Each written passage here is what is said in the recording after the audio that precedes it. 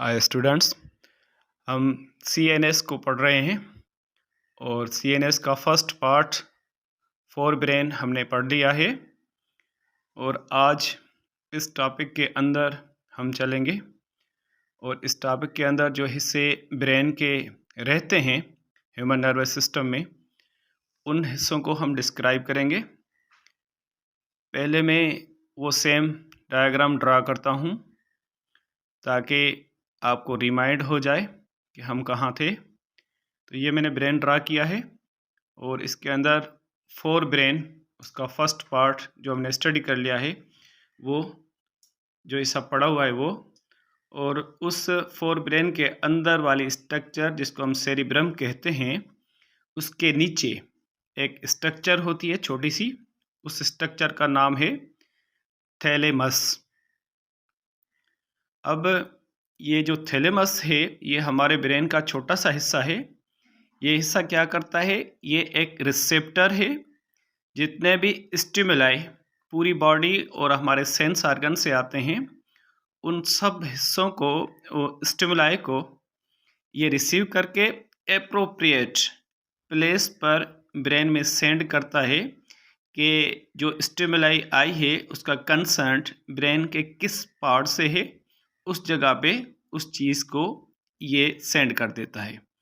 तो बिल्कुल इसी तरह से ये जो है एप्रोप्रिएट स्टिमुलाई को डायरेक्ट करता है ताकि वो अपनी प्लेस पे चला जाए और वहाँ जाके उस जगह से वो ज़्यादा कमांड ले ब्रेन से।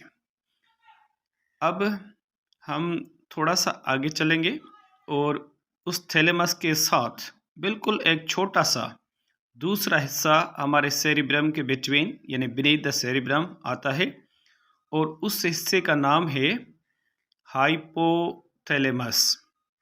वर्ड हाइपो का मतलब है नीचे और थैलेमस के नीचे ही ये हिस्सा होता है, इसीलिए इस हिस्से को हम बोलते हैं हाइपोथैलेमस। अब हाइपोथैलेमस के फंक्शंस हम पढ़ेंगे कि हाइपोथैलेमस हमारे ब्रेन के अंदर वो हिस्सा होता है जो कुछ ऐसे फंक्शंस को देखता है, जैसे हम कहते हैं कि ब्लड प्रेशर, यानी ह्यूमन की बॉडी के अंदर ब्लड प्रेशर को जो नॉर्मली मैनेज करना होता है वो काम इस हिस्से का है। और उसके अलावा ये जो सेकंड फंक्शन परफॉर्म करता है वो है बॉडी टेम्परेचर। ह्यूमन बॉडी का टेम्परेचर 37 डिग्री सेंटीग्रेड फिक्स्ड होता है। उस टेम्परेचर को उसकी नॉर्मल लिमिट्स में मैनेज करना भी इस हिस्से का काम है।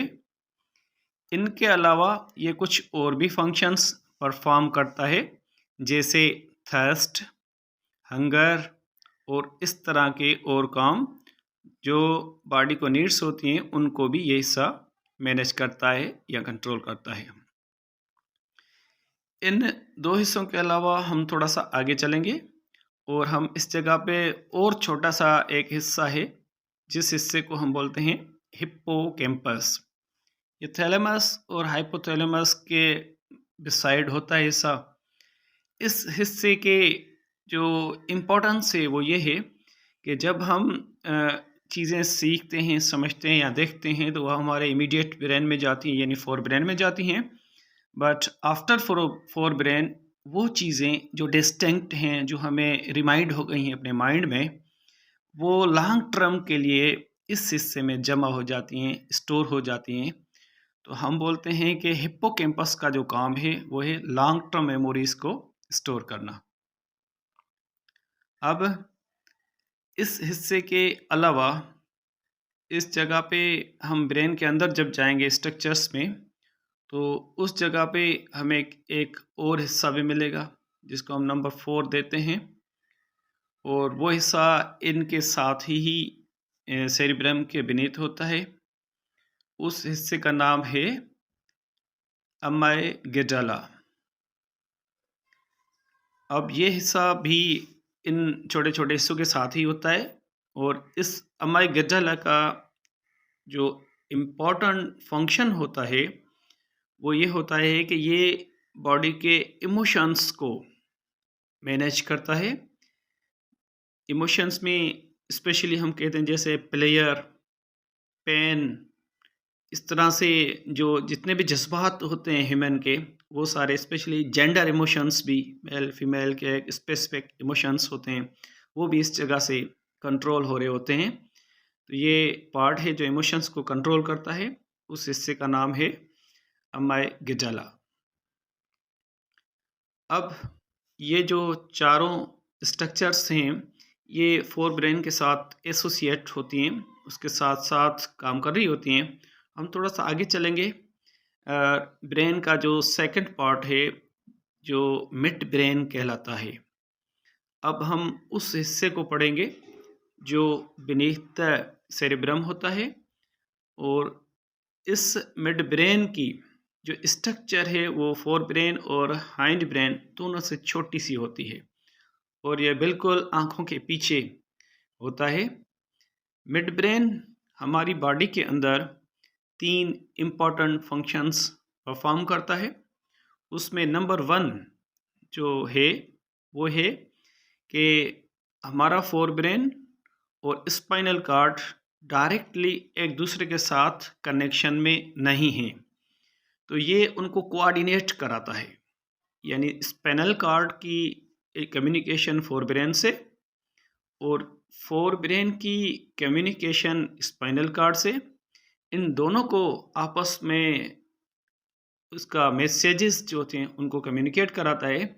इसीलिए हम कहते हैं कि ये कोऑर्डिनेशन कराता है between spinal cord and cerebrum, या आप कह सकते हैं कि between spinal cord and fore brain. तो एक तो काम इसका ये हो गया कि ये उन दोनों हिस्सों को कोऑर्डिनेट कराता है।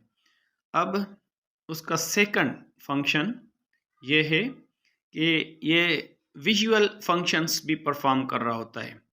हमने ऑलरेडी पढ़ चुके हैं हम कि ब्रेन के अंदर ओसिपिटल लूब होता है जो हमारे विजन को कंट्रोल करता है, लेकिन हमारा मिड ब्रेन भी उस विजुअल फंक्शंस को परफॉर्म कराने में अपना रोल परफॉर्म करता है। जैसे कि हमें पता है कि आइज़ के तरफ जो ब्रेन से नर्व जाती है वो कहलाती है ऑप्टिकल नर्व, और वो ऑप्टिकल नर्व इस जगह से गुजरती है।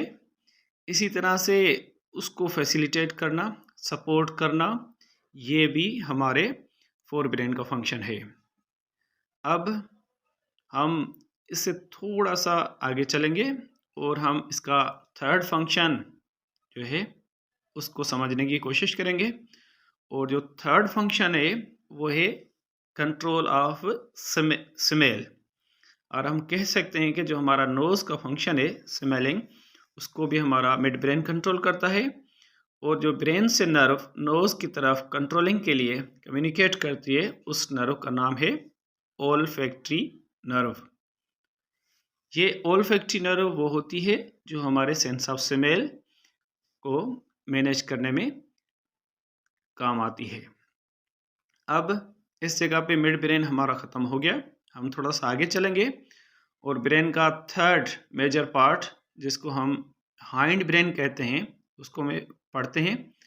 और पहले इसकी स्ट्रक्चर ये मिड ब्रेन के नीचे और हमारे ब्रेन के बैक साइड पे होता है, हाइंड ब्रेन। अब हाइंड ब्रेन फंक्शनली 3 हिस्सों पे मुश्तमिल है। उसका बड़े वाला हिस्सा जो बैक साइड पे होता है उस हिस्से को हम देते हैं नंबर 1, और बेस वाला हिस्सा नंबर 2 और थर्ड। अब मैं पहले हिस्से को लिख रहा हूँ कि जो पहला हिस्सा है वो कहलाता है सेरिबलम। सेरिबलम के अंदर स्पेलिंग को आप चेक करेंगे कि ऊपर हमने सेरिब्रम लिखा है और ये है सेरिबलम, यानी स्ट्रक्चर सेम होती है समवॉट। इसके अंदर भी कन्वोल्यूटेड ट्यूब्यूल्स बिल्कुल इसी तरह जैसे फोर ब्रेन में थे वही ट्यूब्यूल्स हैं, इसीलिए इस हिस्से का नाम दिया गया है सेरिबलम। और अब हम सेरिबलम के अंदर जैसे ही जाएंगे तो उसके हम फंक्शंस को स्टडी करेंगे। तो सेरिबलम जो है वो हमारी बॉडी के इंटरनल फंक्शंस को मैनेज करता है, कंट्रोल करता है। जितने भी बॉडी के इंटरनल फंक्शंस हैं उनको देखता है। ये याद रहे कि ये हमारे अंदर ये छोटा सा हिस्सा होता है जबकि एनिमल के अंदर ये हिस्सा बड़ा होता है और उनके अंदर फोर ब्रेन छोटा सा हिस्सा होता है। तो ये जो हिस्सा है, ये बॉडी के अंदर muscular movement, balance of the body, जैसे बॉडी के अंदर किस चीज़ की कमी हो गई है, उसको बाहर से अंदर की तरफ डिमांड करवानी है, उसकी जो है नीड प्रोड्यूस करनी है। इनसाइड द बॉडी कोई चीज़ बढ़ गई है तो उसको जो है एक्सक्रीट करवाना है। इसी तरह से मसल्स की मूवमेंट, जैसे स्केलेटन मसल्स होते हैं, उनके लिए एनर्जी का बंदोबस्त करना, ये सारा काम जो है इस हिस्से का है। अब ये हिस्सा गॉड गिफ्टेड एक्टिविटीज़ को भी देखता है। इसके अंदर कुछ स्पेशल स्ट्रक्चर्स भी होती हैं, उन चीज़ों को भी ये देखता है। वो कुछ ऐसी एक्टिविटीज़ होती हैं जो स्पेशल पर्सन्स में होती हैं, उन एक्टिविटीज़ को हम स्पेशल एक्टिविटीज़ भी कहते हैं। मैं इस जगह पे उनको डिस्क्राइब करने लगा हूँ कि वो चीज़ें जो हैं, फॉर एग्ज़ाम्पल कुछ बच्चों की राइटिंग स्किल्स बहुत ज़बरदस्त होते हैं। ये हमारे सेरिबेलम वाले हिस्से के अंदर कुछ सेल्स होते हैं एक्चुअली, जो उन चीज़ों को देखते हैं और उनकी राइटिंग जो है स्किल्स वो ज़बरदस्त होते हैं इन कंपेयर टू अदर्स जिनके पास ये स्किल नहीं होती। बिल्कुल इसी तरह से कुछ बच्चों के अंदर कुछ और भी स्किल होते हैं, जैसे कुछ बच्चों की राइटिंग अच्छी नहीं है लेकिन उनकी ड्राइंग स्किल्स बहुत ज़बरदस्त होती हैं। उनके ड्राइंग स्किल्स के मैनेज करने वाले सेल भी इसी सेरिबेलम हिस्से के अंदर होते हैं। उसी जगह से ये चीज़ें जो है मैनेज हो रही होती हैं। लाइकवाइज इसे हम थोड़ा आगे चलेंगे तो कुछ बच्चों के अंदर राइटिंग ड्राइंग के अलावा पेंटिंग स्किल्स होते हैं। यानी उनकी ड्राइंग अच्छी नहीं होती लेकिन वो कलर मैचिंग ऐसी कर लेते हैं कि ज़बरदस्त वो चीज़ लुक में दिखती है। तो colour matching, painting, ideas for painting, ये भी एक स्किल है, वो भी इस जगह से मैनेज हो रहा होता है। इन चीज़ों से हटकर हम जनरल लाइफ में देखें तो कुछ बच्चे बहुत अच्छे डांस कर सकते हैं, कुछ बच्चे जो हैं बहुत अच्छे से सिंगिंग कर सकते हैं। ये भी वो स्किल हैं जो हर किसी के अंदर नहीं होते।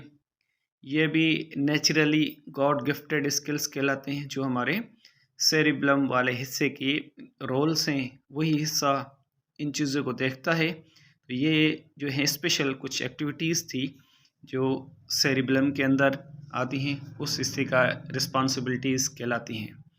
अब हम थोड़ा सा आगे चलेंगे और जो बेस ऑफ द ब्रेन है, जिसको मेडुला ओब्लांगटा हम कहते हैं। अब ये वाला हिस्सा बिल्कुल ब्रेन के जो है एंड में होता है, इससे ब्रेन ऊपर की तरफ जो है रेस है, तो इस हिस्से को हम बेस ऑफ द ब्रेन कहते हैं। और ये हिस्सा आगे की तरफ स्पाइनल कार्ड से कनेक्टेड है और पीछे की तरफ सेरिब्लम से। तो इनके बिटवीन ये कांटेक्ट भी करवाता है, यानी coordination between spinal cord and cerebellum. और उसके अलावा ये जो मेडुला ओब्लांगटा है, इसका अपना भी कुछ रोल है। ये बॉडी के अंदर सारे जो ऑटोनॉमिक फंक्शंस होते हैं, उन सब को ये हिस्सा मैनेज करता है। अब ऑटोनॉमिक फंक्शंस क्या हैं? जैसे हमारी बॉडी के अंदर कुछ ऐसे फंक्शंस हैं जिसको हम ऑन नहीं करते, जैसे डाइजेशन हो रहा होता है, जैसे जो है हमारी किडनीज़ का फंक्शन हो रहा होता है, ऑन होता है। इसी तरह से हार्ट बीटिंग और कुछ ऐसे इंटरनल फंक्शंस हैं जिनको हम ऑन ऑफ नहीं करते, वो खुद ब खुद चल रहे होते हैं। तो ऐसे सारे फंक्शंस जो खुद ब खुद चलते हैं, उन फंक्शंस को हम बोलते हैं ऑटोनॉमिक फंक्शंस। और वो सारे ऑटोनॉमिक फंक्शन हमारे ब्रेन के बेस यानी मेडुला ओब्लांगटा का फंक्शन है।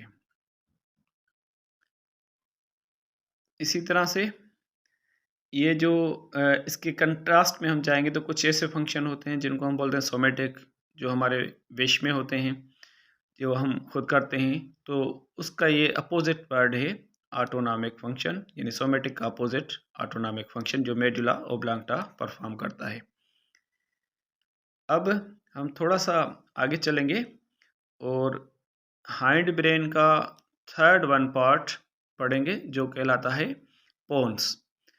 पहले हम पोन्स की एड्रेस देखेंगे कि पोन्स हमारे मिड ब्रेन के नीचे है, सेरिबेलम के आगे है और बेस ऑफ द ब्रेन के ऊपर है पोन्स। अब ये पोन्स जो है उसके हम फंक्शंस पढ़ेंगे कि ये वो हिस्सा होता है जो हमारे फेशियल एक्सप्रेशंस को देखता है, उनको मैनेज करता है। जैसे हमारे मसल्स होते हैं फेस के, तो हम कब किस मूड में होते हैं, यानी हम हैप्पी होते हैं, कभी हम परेशान होते हैं, कभी ऐसे फील हो रहा होता है कि किसी को नींद आ रही है, कभी ऐसे फील होता है कि कभी कोई बहुत दुखी है। तो इस तरह के जो इमोशंस हैं, यानी वो फेस पे कुछ जो है चेंज लाते हैं, उन फेशियल एक्सप्रेशन को ये हिस्सा ब्रेन का पोन्स कंट्रोल करता है। उसके अलावा पोन्स जो है उसका कुछ एक्स्ट्रा फंक्शंस भी हैं, जैसे हमें नींद का आना, स्लीपिंग, और अवेकनिंग, नींद से जागना। ये जो काम है, यानी किस वक्त हमें नींद की ज़रूरत है, किस वक्त हमें नींद से उठ जाना चाहिए,